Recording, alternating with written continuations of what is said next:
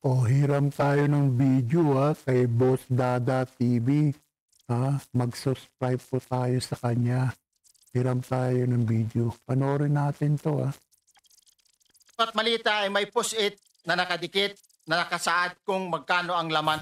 Ang mga maleta dinadala raw sa bahay ni Ko sa Pasig at sa Taguig, pati sa mga bahay ni dating House Speaker Eto, yan, palakpakan natin. Putang. Oh, grabe no? Sa bahay ni Saldico at saka sa bahay ni Tambaluslos. Yari kayo Binanggit na yung pangalan nyo, yung mga maletang milyon-milyon ng halaga Ay ka. Hindi ka pwedeng dito, Romualdez. Hindi pwedeng tanggihan mo to. Bakit? Kasi may kaso ka din, di ba, sa Amerika? Yung limpak-limpak na pera sa pakikialam mo dyan sa Okada. May bahid ka ng korupsyon, Romualdez. Magkano lang ang pera mo noong naging, Noong naging Speaker of the House ka, biglang naging bilyonaryo kang hayop ka. So, putang ina, saan ka kumukuha ng kapal ng mukha, sir? Tingnan mo. Tingnan mo sa sobrang kadamutan yung dalawa ni Zach. Sana karmahin yung mga tambaluslos na yan. Saldico, kahaman sa pera, Anak ng nagtitigas ng mukha ng mga kupal nito. Tambaluslos, Saldico, ayop talaga. Saldi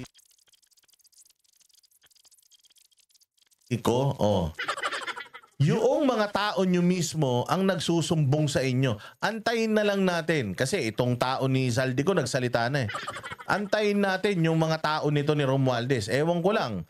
Romualdez, kung ako sa'yo, kung 90 ang bodyguard ni Saldico, palagay ko mga 300 ang bodyguard nito Balita ko, pagka ito daw pupunta sa ibang bansa, mas madami pa daw yung security nito kaysa sa presidente So kung ako sa'yo, yung mga nakulimbat mong pera, di umano. Kung ako sa'yo, bayaran mo na isa-isa yung mga tao mo. Payamanin mo lahat yung mga security mo. Isa dyan, magsasalita balang araw, ilalaglag ka niyan. Tandaan mo yan. At dapat talaga as early as now, ma-freeze yung assets nitong hayop na ito. Definize nyo na yung agad yung assets nila Jinggoy. Dapat na ma-freeze yung mga pera nila sa bangko. Itong mga tambaluslos nito, ang titigas talaga ng mga mukha. Talagay ko, hindi makukulong to. Hindi makakasuhan. Yan. Murado yan. I-freeze nyo na kagad yung assets nito. Ngayon pa lang, although alam naman natin, maraming mga kayamanang itinapon to sa iba't ibang mga bangko, pero at least man lang, maranasan niya yung pressure na siya rin ang gumawa. si Romualdez, kasama umano sa mga naaktuhan ni Guteza noong December 2024 na nag-deliver ng pera sa bahay ni Ko, si Eric Yap. 46 na maleta ang nakitang dala niya. Yung Eric Yap, yan. Eric Yap nag-deliver. Nag-deliver din 46 maleta. Eric Yap, di ba yung yung ACT-CIS ng mga tulpo? May something. Yan naman yung ACT-CIS. Tukmol, Utang ina, number 1 na party list yan. Kaya pala ang daming pera pangampanya. Putang ina, mga magnanakaw pala. Panahon pa lang ni Pangulong Duterte yung Eric Yap. Oo, yung Eric Yap, panahon pa lang ni Pangulong Duterte. Ano na yan? Magnanakaw na yan. Tulpo. Mga bata mo, Eric Yap. Eric Yap. ACT-CIS na pinagmamalaki yung walang kurakot, ngayon, meron pala, yung bata nyo. Susunod yan, yung si Baby Boy, yung anak ni Rapi Tulfo. Congressman din yan palagay ko, meron yan. May flood control din yung kupal na yan, Baby Boy na yan. Paano natin nasabi? Putulin lang natin yan saglit.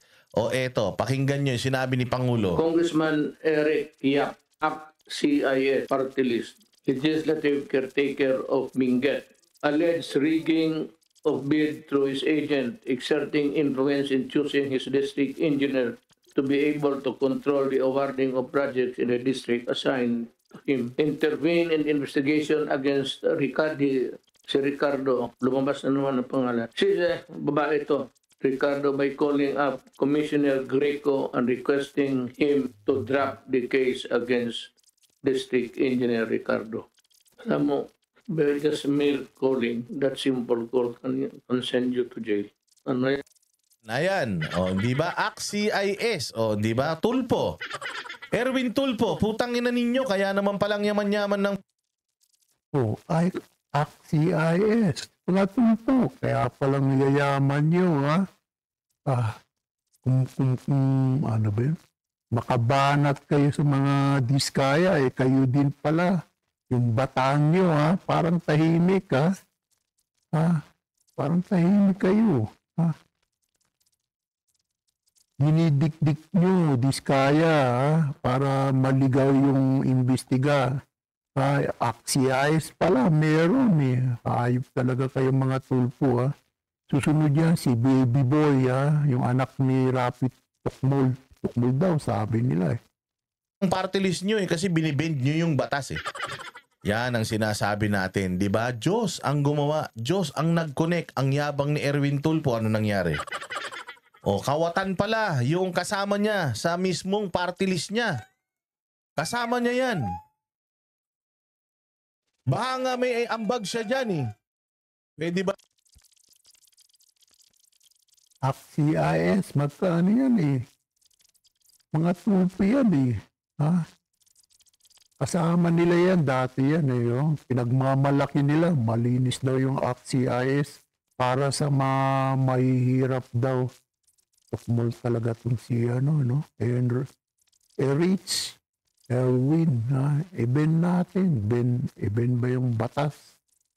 Ayop pa. Ba naman yun, kung dalawa kayong nominee, kung dalawa kayong nakaupo, di ba siya ang isang pumalit na ACT-CIS? Kung dalawa kayong nakaupo nung mga panahon na yan, Erwin Tulpo, baka nakabahagi ka dyan. Kayang yabang-yabang mo. Kayang dami-dami yung pera. Inamantakin mo, newscaster ka lang, paano ka yumaman ng ganyan?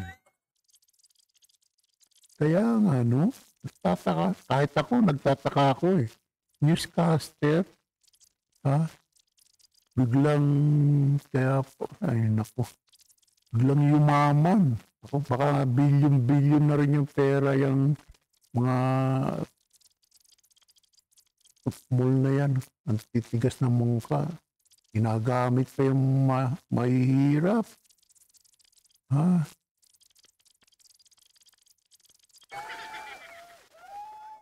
Di ba? Ang nag-deliver nung pinakamalaking pera para kay Zaldico, si Eric Yap. So ibig sabihin, itong Eric Yap, tao ito ni Zaldico, nagdala sa kanya ng pera O baka tao ito ng DPWH o tao ito ni Romualdez. Kasi dinala yung pera sa kanila, kinuha nila yung pera, tapos yung 10 iniwan kay Zaldico. Yung kung 46 na maleta kung yung 10 iniwan, so yung 36 dinala kay Romualdez. Mas malaki yung pera na bumabagsak kay Romualdez kaysa kay Zaldico. Tapos ang gusto lang nating habulin si Zaldico. Hindi pati si Tambaluslos dapat habulin yan. Yan ang pasimuno yung hype na yan, yung Tambaluslos na yan pero abangan lang natin kung makasuha niyang si Tambaluslos. Kaya nga sinasabi ko sa inyo kung 46 na maleta, kung 36 na maleta, which is 2.2 billion yun So kung 36 na maleta yung dinala kay Romualdez, imagine niyo magkano doon yung kay Lisa at kay Bongbong kung totoo yan. Diba? Hindi na pwedeng kanila lang yan. Hati-hati yan. Hati-hati yan. Kaya kung ako sa inyo, kayong mga bodyguard security at nagdadala din ng pera, nagpapaikot ng pera para kay Romualdez, humanda na kayo kasi baka ipapatay kayo niyan. Loose end kayo, ha? Loose end. O, ibig sabihin, marami kayong nalalaman at sa laki ng pera na ito at sa laki ng iskandalo na ito at sa lalim ng sindikato na ito, hindi malabo na isilid kayo sa drum. At Ay, naku. Gurado yan. Patatahimik yan. Ha? Ilalagay sa drum, tapos lagyan ng simento. Tapos itatapon sa dagat. Ha? Basta't ganyan yung mga halangang mga kaluluwang sindikato. Ha? Tambalos-los. Ha? Sana makulong kang hayop ka. Ha? Babu.